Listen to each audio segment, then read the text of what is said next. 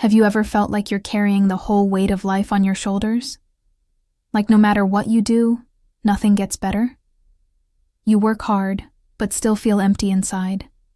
You chase your dreams, but they slip through your fingers. And when you finally think you've got it all figured out, life throws another curveball. Well, if you're nodding along, don't worry. You're not alone. Sometimes when we're stuck, the problem isn't the world. It's the way we are looking at it. You see, the truth is we all get dealt different sets of cards.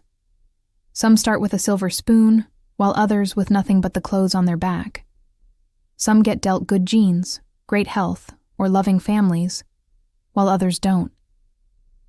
And sure, we can complain about the cards we were dealt. But here's the thing. Playing the blame game won't help us win this crazy hand we call life. Instead, our focus should be on the one thing we actually have the power to change, and that's the way we choose to play our hand. Think of it like this. Once upon a time in a land far, far away, there were two friends, each holding different decks of cards. Deck A had cards like great health, abundant wealth, and unlimited potential, while Deck B had cards like financial struggle, health issues, and limited opportunities. Now these friends were about to play their hands. But here's the twist. After shuffling their cards really well, they were going to deal themselves one card each, face down, without looking at it. Then they would have to live the consequences of that one card for the rest of their lives. Now, which deck would you rather have? Would you prefer the deck filled with positive possibilities, or the one with negative outcomes?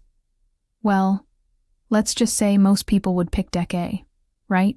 But then the catch was, and this is a big one, neither of them knew what card they had drawn until they had played it. So the first person drew his card from Deck B, and immediately his face fell. "Oh, I've drawn the health issues card. My whole life will be filled with sickness and pain," he said.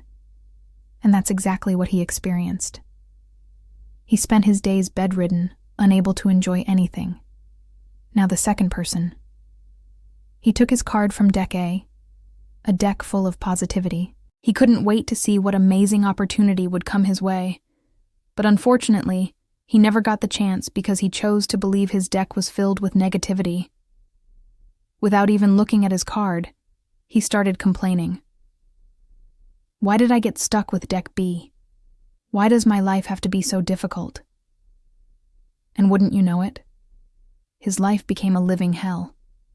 He was too busy pitying himself to look at the bright side, or to see the potential in the negative cards he'd been dealt. But here's the kicker. When the game ended and they revealed their cards, both had the same card. Endless possibilities. The twist was in the way they chose to play their hand. See, in reality, life is more like a poker game than a straightforward card deal. Sure, we all start with different sets of cards, but the beauty of life lies in the fact that we can't see all the cards at once. We don't know what's up our sleeves or what our opponents are hiding, and that's where the real game begins. You see, some people who seem to have it all might actually be bluffing, while those who appear to have nothing might be holding a royal flush. The point is, in the grand scheme of things, we're all just playing a hand we can't fully see. The secret to winning this game, to having a good hand, lies in our ability to make the best of what we've been dealt. In other words, it's all about how we choose to play our cards, whether we have a seemingly great hand or a not-so-great one. So if you find yourself in the middle of a challenging hand, don't be quick to blame fate or complain about your luck. Instead, take a moment to appreciate the cards you have and ask yourself, how can I make the best of this situation? Remember, sometimes what looks like a losing hand can turn out to be the winning one if we know how to play it. You see, it's easy to complain about the challenges we face, but in the end, it's our attitude that determines whether we win or lose. So the next time you find yourself facing a tough situation, don't despair. Take a deep breath, assess the cards you've been dealt, and ask yourself, how can I make the best of this? Trust me, you might be holding a winning hand that you just haven't seen yet. Now, before I share my final thoughts with you, I want to hear from you. Are you currently dealing with a challenging situation that feels like a losing hand in a game of life? If so, please tell me about it in the comments below. By sharing your experiences, you'll not only help others who might be going through similar situations, but you'll also gain clarity and perspective. Who knows? You might even inspire someone who's been dealt a tough hand to make the best of their cards and turn their life around. Remember, you're not alone. We're all playing our own unique hands, and together, we can make the best of whatever cards life throws our way. And now let's dive into my final thoughts on this topic. So here's the million-dollar question.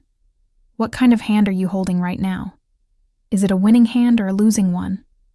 Well, here's the thing. The answer is in your hands, quite literally. It depends on the way you choose to hold them. Think about it.